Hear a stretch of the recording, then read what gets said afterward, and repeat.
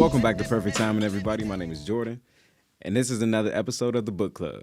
Today, I'm joined by a very special guest and a very good friend of mine, an artist, a DJ, and man, an overall great event host, Mr. AJ. How you doing today, brother? How you doing? Juiso.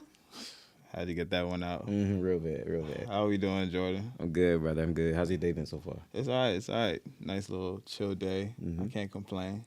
That's good, It's cool. man. So just to explain what we do here now, you have been on many iterations of this as well. Thank you for joining us again.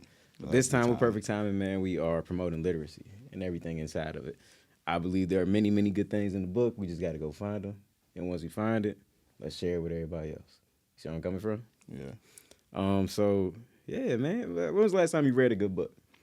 I won't say it's been some time, but it's been a little time since I finished it. Cause I'm not gonna lie, it took me a little bit of time to really read through it, just cause I'm a night reader, but like not like the best kind of night reader. I'm the night reader that reads before bed to like go to help sleep. you get knock out, yeah. To go to sleep. I mean, at least I put down the phone, Mm-hmm. and then it lets me get acclimated with something else other than a glowing screen. Yeah, So yeah, that's good. That blue light is not healthy at all, right? It's not. It not don't help healthy. nobody. Yeah, but I read a book. I believe it was called Children of Virtue and Vengeance. Mm-hmm.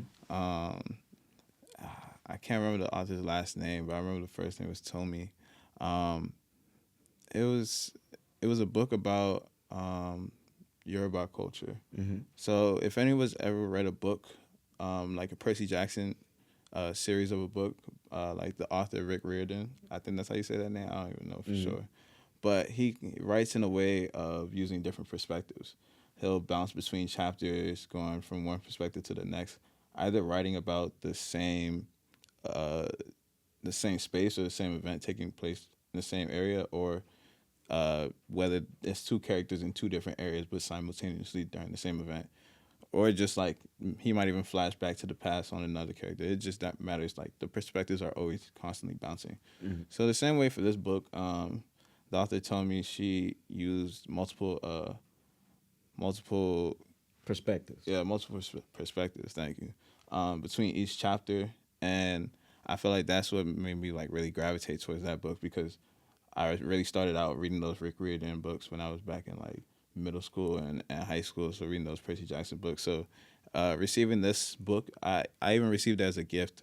So that was nice. Yeah, those are always the best books, man. Yeah, because I had told my brother's girlfriend about the Rick Riordan books that I had read back in middle school and high school, and then one day she gave me the book and was like, "I think that you might enjoy it," and it really resonated with me also because it was even though it wasn't Igbo, it was still Nigerian culture, so that was nice. So can you tell me a little bit about what was going on in the book? What are some of the things that was happening? Or a little bit about it. What's the book about? Yeah, I'm gonna try to give a quick synopsis from what Perfect word. Shout out Dr. Rayful. You never heard? Yeah. From what I remember, the book was. This was the second book, I believe, in the series.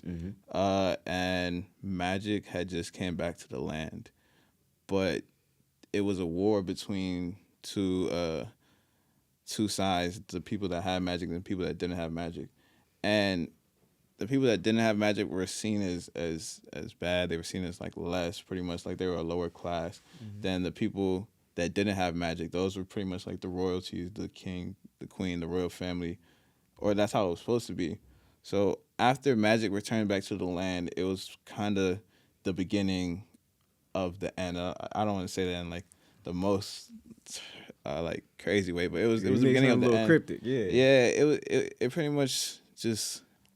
I mean, I don't want to give out too much of the book, but I mean, I guess since this is the book club, exactly, but, man. We're gonna read it too. You just gotta Yeah. tell us about it. Tell us why we gotta read it. yeah. So it was pretty much the beginning of the end, and they broke out into a war during the book. Throughout the story, it was pretty much that they were trying to avoid this, but because the sides just couldn't get together, it was just clashing, and it made it worse because it was a split between the royal family. The daughter ended up having magical powers while her brother did not, and their father, who was the king, had died in the last book. So the brother was pretty much like forced into this role of being like head of the household, the new ruler of the land. But now he has a sister that has magical powers, and they're supposed to be looked as less than and not as respectable as the royal family. So he has to decide whether to allow his sister to be roaming free, because they were capturing these people. I really don't understand how, because I mean I do, because they had developed like mechanisms to defeat To them stop the magic. in a yeah. way, but like these people really have magic. Like I should be piecing you. Like this don't make no sense. But they was trying to like figure out ways to rack up the people that had magic and all that. And yeah, it just turned out into an all out war, and it just was the book pretty much was showing like a way of just how families can divide and how power can really like Corrupt. just cause a drift in the family, because like I said, the royal family, they're not really supposed to have magic. So of course, like the daughter having magic was something surprising. However, the mother also wielded magic, but she was still trying to be for the royal side, so for the people that didn't have magic.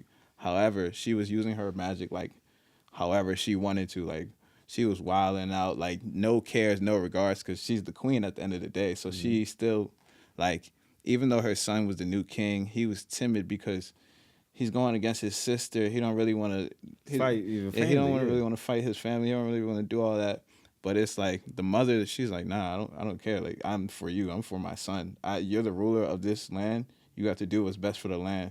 Forget all that other stuff. But it's like, you magical too. Like like Who are you. you to tell me if you have the power and you know I don't? How are you going to tell me to be powerful? Yeah. So it was the way of like he was just caught in the middle of his mom, because his mom and his sister,